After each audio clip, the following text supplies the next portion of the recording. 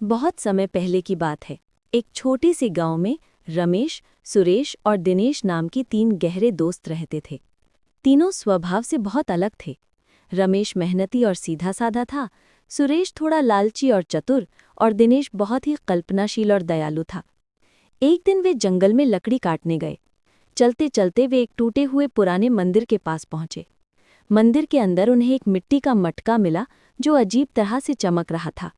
रमेश ने कहा, ये कितना सुंदर है, चलो इसे घर ले चलें। सुरेश की आंखें लालच से चमक उठी। उसने लपक कर मटका उठाया और बोला, अगर ये चमक रहा है तो जरूर इसमें कोई खास बात होगी, ये मेरा है। दिनेश, जो जमीन पर कुछ देख रहा था, अचानक चिल्लाया, रुको, इस पर कुछ लिखा है। मटके पर संस्कृत में एक श्लोक खुदा था जिसका अर्थ था, ये जादुई मटका है, जो भी इसमें एक चीज डालेगा वो चीज 3 गुना होकर वापस निकलेगी, लेकिन इस शक्ति का उपयोग केवल 3 बार ही किया जा सकता है। ये सुनकर सुरेश खुशी से उछल पड़ा। उसने तुरंत अपने बटुए से एक सोने का सिक्का निकाला और मटके में डाल दिया।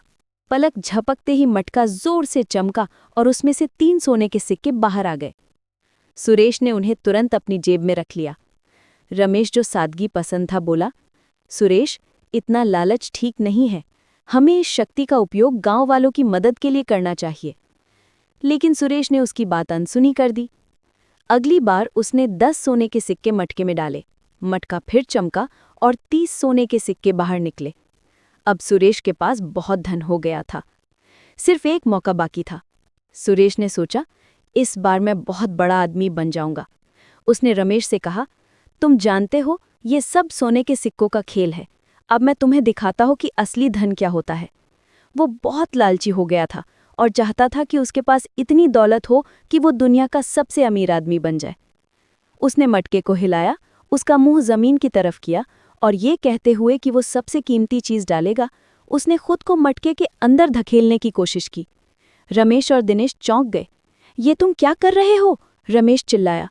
मटका के मुंह में फंस चुका था।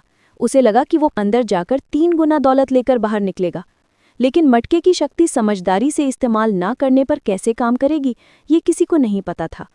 मटका तीसरी बार भयानक रूप से चमका। धुआं उठा और जब धुआं छटा तो जमीन पर सुरेश नहीं, बल्कि उसी लालची स्वभाव वाले 3 सुरेश थे। तीनों सुरेश चिल्ला रहे थे और एक दूसरे से झगड़ रहे थे कि मटका किसका है और सारा सोना किसका होगा। रमेश और दिनेश ने ये देखा और तुरंत समझ गए कि लालच का क्या नतीजा होता है। उन्होंने तीनों सुरेश को छोड़कर मटका वापस उसी मंदिर में रख दिया और गांव की ओर चल दिए। उन्होंने फैसला किया कि वे मेहनत और ईमानदारी से ही अपना जीवन चलाएंगे, क्योंकि उन्होंने अपनी आंखों से देख लिया था कि लालच एक ऐसी आग है जो सब कुछ जलाकर राख कर देती है, और एक जादुई मटका भी अक्ल के बिना काम नहीं आता।